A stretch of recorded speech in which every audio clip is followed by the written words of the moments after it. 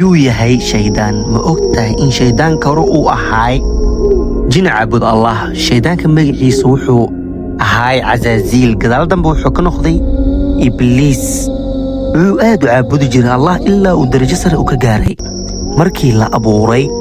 nebi aadan calayhi salaam allah wuxuu amray malaa'igta khalqiga intooda kale inay u sujuudaan aadan